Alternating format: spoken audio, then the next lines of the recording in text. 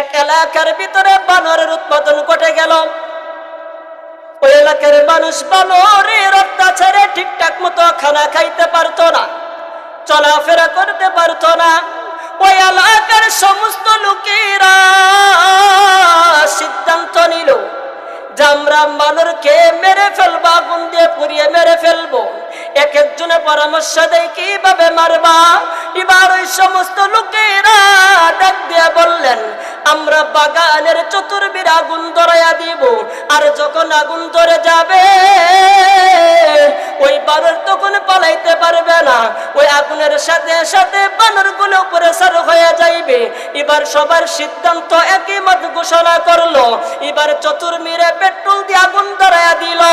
এ মুসলমান বাজান, যখন আগুন ধরে গেল ওই বানরগুলা সবাই যখন একত্রিত হইল, ও মুসলমান বন্ধুরে, ওই বানরের ভিতরে একজন লিডার ছিল। ওই লিডারের কাছে এটা ডাক দিয়ে বললেন, লিডার গো, আমরা তো আগুনে পুরো সরকার হয়ে যাব, এখন আমাদের উপায় কি?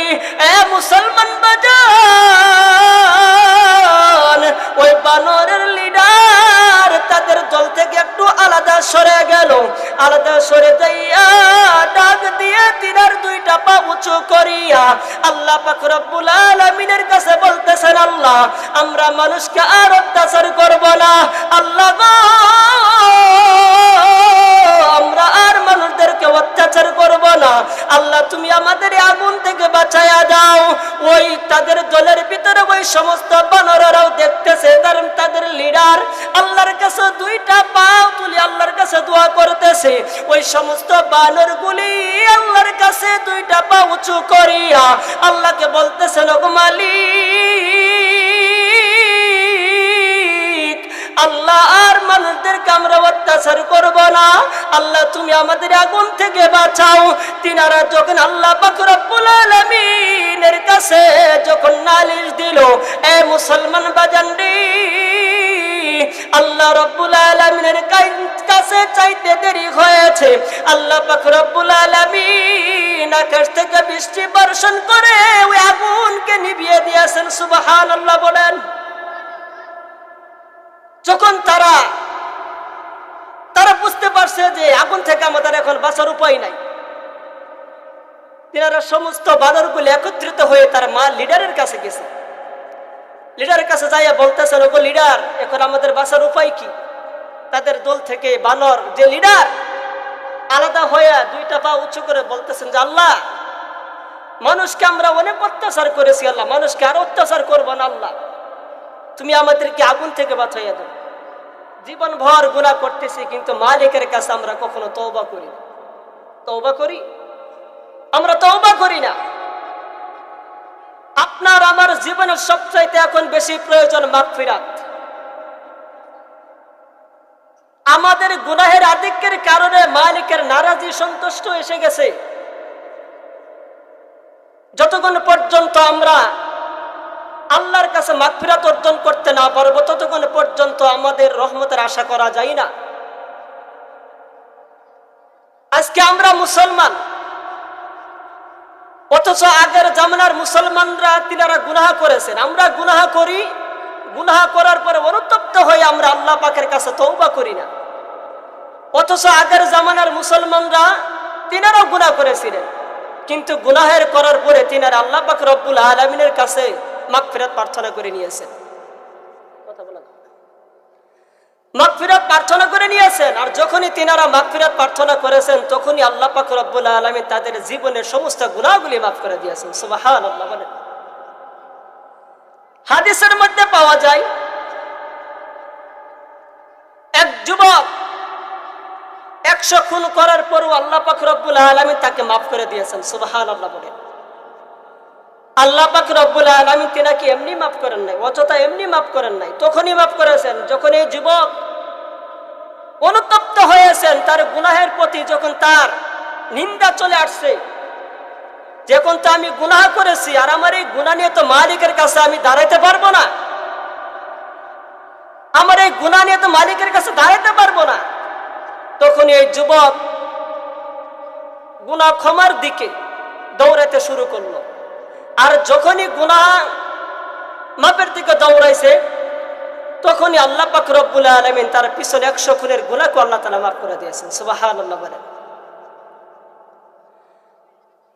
যেই জায়গাগুলোতে গেলে তওবা করার ইচ্ছা জাগে, সেই জায়গাগুলোতে আপনার আমি খোঁজাখুঁজি করি না। যেই জায়গাগুলোতে গেলে তওবা করার ইচ্ছা জাগবে, সেই জায়গাগুলো আপনার আমি খোঁজাখুঁজি করি না। আজকে আমরা গুনাহ কামার দিকে দৌড়াই। একজন গুনাহ করেছে, তার সাথে সাথে আমিও গুনাহ করে হয়ে যাই। অথচ আল্লাহ রাসূল সাল্লাল্লাহু আলাইহি ওয়াসাল্লাম বলেছেন,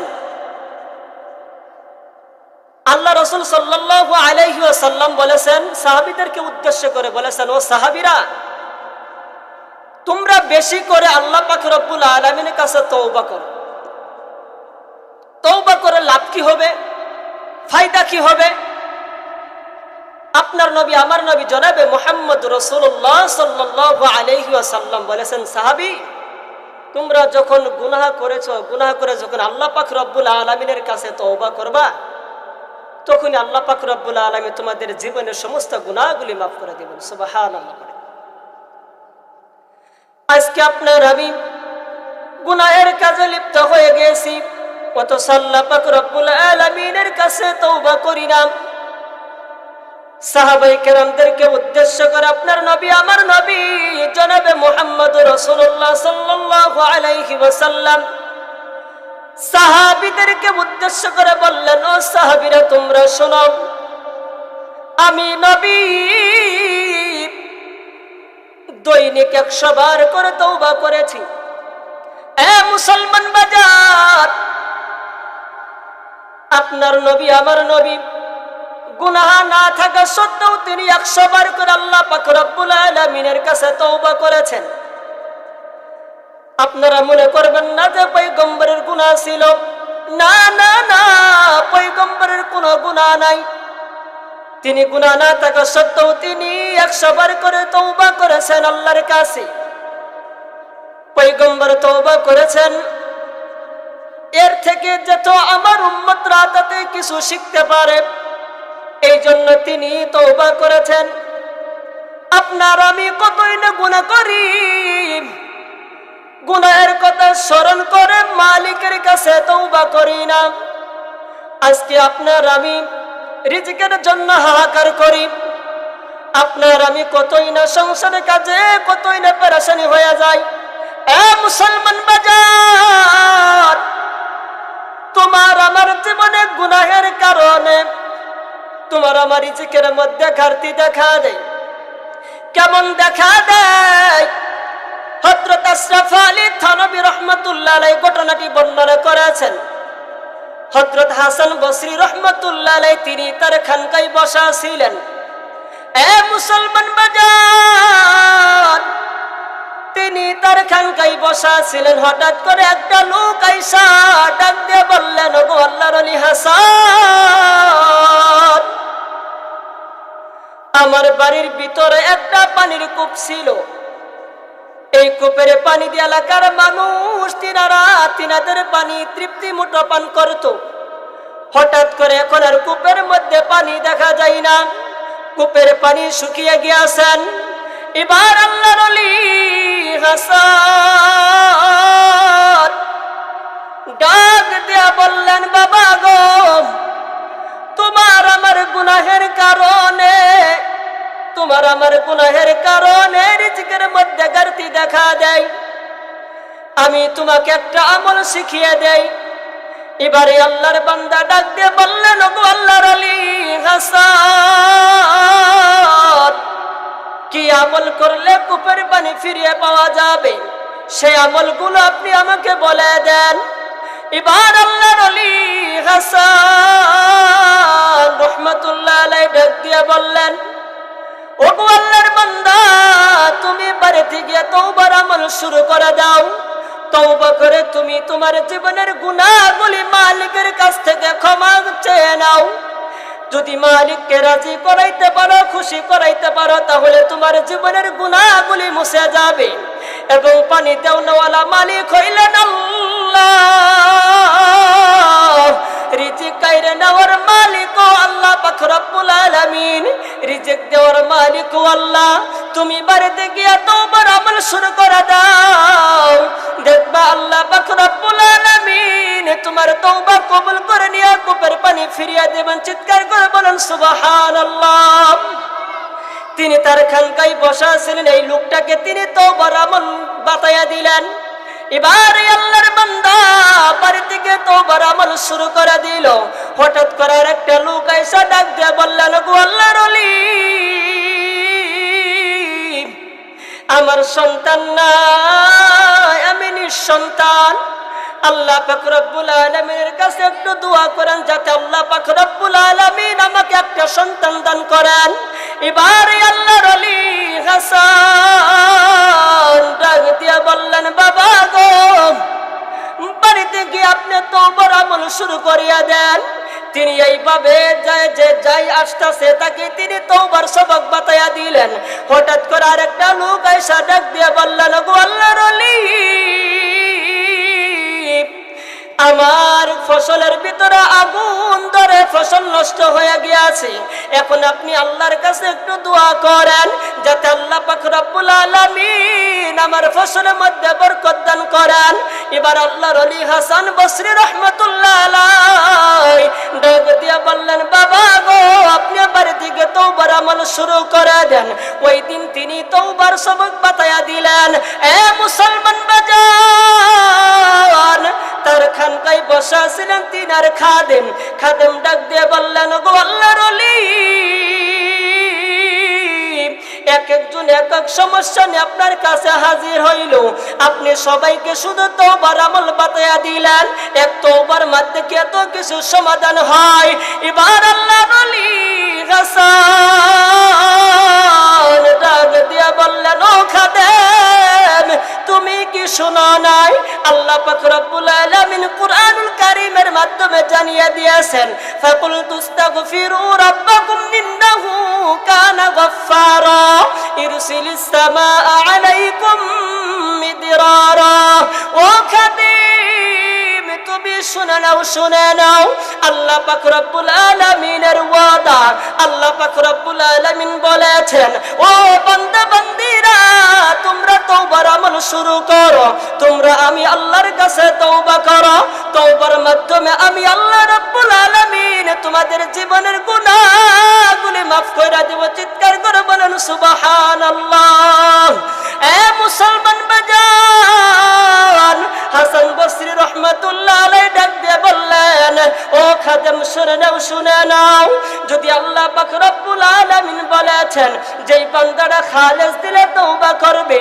এবার আল্লাহর ওলি হাসান ডাক দিয়ে বললেন, খাদেম শোনো, আল্লাহ পাক রব্বুল আলামিনের কাছে তওবা করলে আল্লাহ পাক রব্বুল আলামিন জীবনের সমস্ত গুনাহগুলি মাফ কইরা দিবেন। চিৎকার করে বলেন সুবহানাল্লাহ। এক তওবার মাধ্যমে কেটে কিছু সমাধান হয়? তিনার খাদেম ডাক দিয়ে বললেন, ওগো আল্লাহর ওলি, এক তওবার মাধ্যমে কি এত কিছু সমাধান হবে? তখন হাসান বসরি রাহমাতুল্লাহ আলাইহি ডাক দিয়ে বললেন, আল্লাহর ওয়াদা, যেই বান্দাটা খালেস দিলে আল্লাহর কাছে তওবা করবে, সমস্ত কিছু আল্লাহ পাক রব্বুল আলামিন তাদের জীবনে লিখে ধন্য করে দিবেন। সুবহানাল্লাহ বলেন। আপনার আমি আল্লাহর কাছে চাই না, গুনাহের কারণে আপনার আমার কলিজা অলপ পচে গেছে। আল্লাহ পাক রব্বুল আলামিনের কাছে আমরা একটু নত হয়ে যাই, আল্লাহ পাক রব্বুল আলামিনের কাছে মাপ চাবো, এতটুকু আপনার আমি করি না। আল্লাহ পাক রব্বুল আলামিন ডাক দিয়ে বললেন, বান্দা, তোমার এই 3.5 হাত বডি, তুমি কি আমি আল্লাহর কাছে একটু নত হতে পারো না?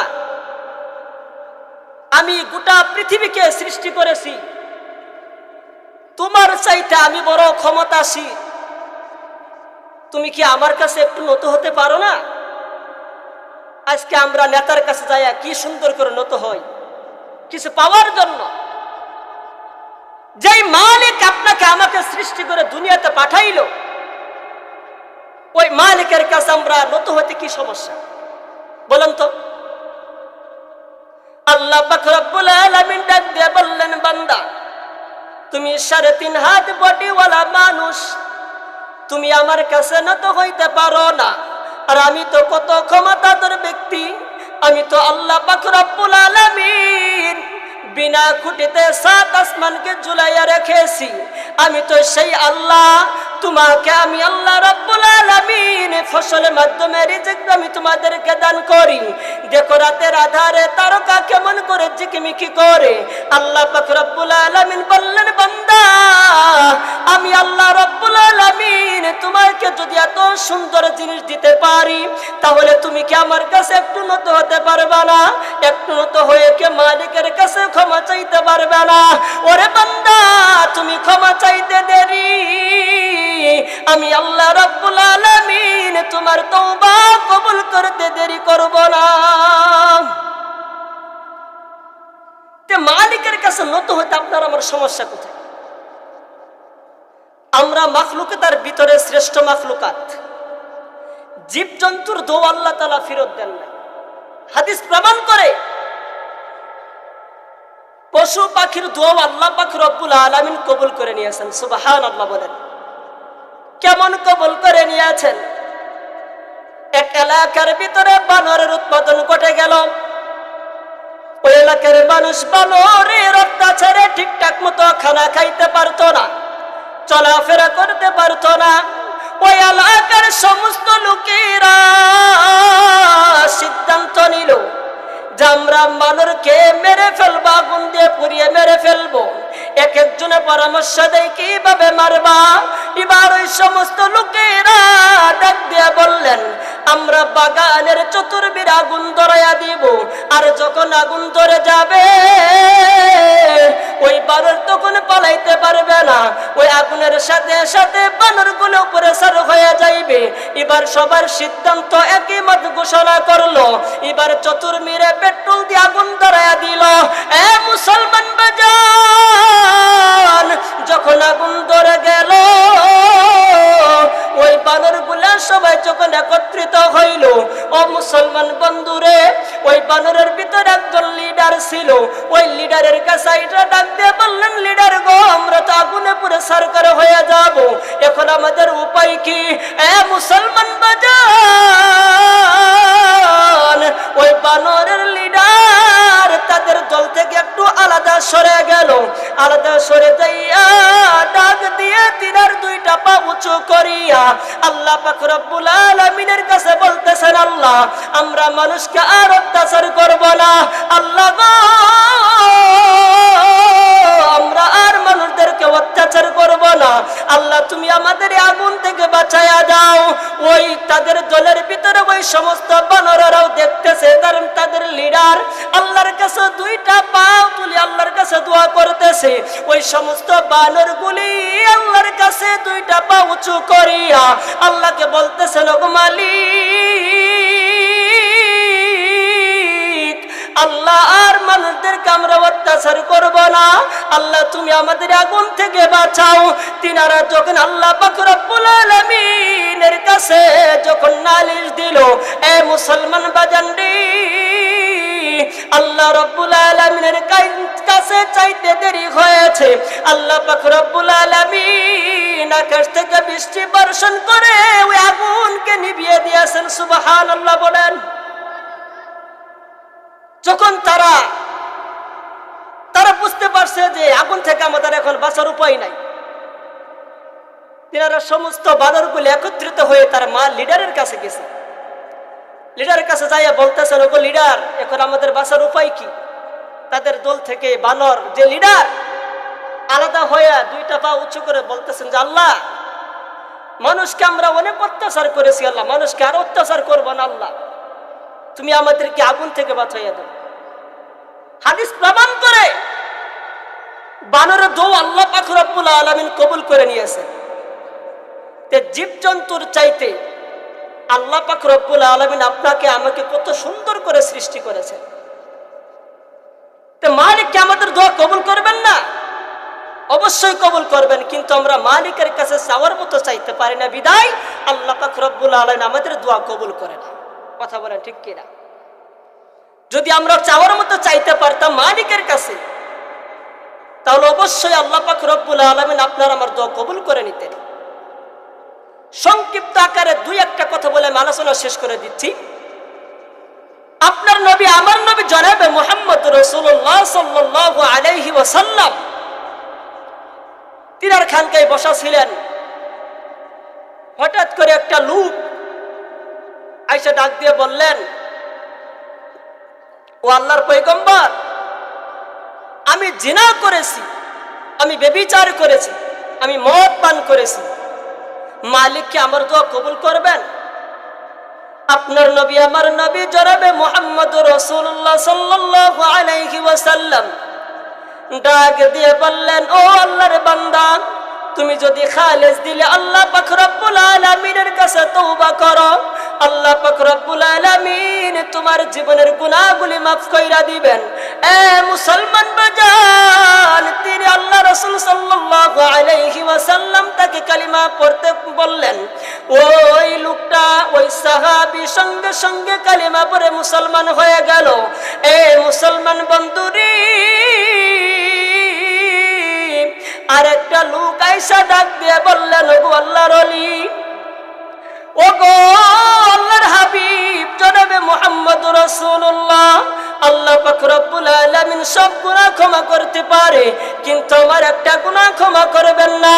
আপনার নবী আমার নবী জনাবে মুহাম্মদুর রাসূলুল্লাহ সাল্লাল্লাহু আলাইহি ওয়াসাল্লাম ডাক দিয়ে বললেন, তুমি কি এমন গুনাহ করেছো যে গুনাহ আল্লাহ পাক রব্বুল আলামিন maaf করবেন না? এ মুসলমান বাজান, আল্লাহ পাক রব্বুল আলামিন তো নিজেই বলে দিয়েছেন, লা তাকনাতু মির রাহমাতিল্লাহ ইন্নাল্লাহা ইয়াগফিরুয যুনুবা জামিআ। আল্লাহ পাক রব্বুল আলামিন বলেছেন, বান্দা তোমরা আমার রহমত থেকে কখনো নিরাশ হয়ো না, নিশ্চয় আমি আল্লাহ পাক রব্বুল আলামিন তোমাদের তওবা কবুল করব।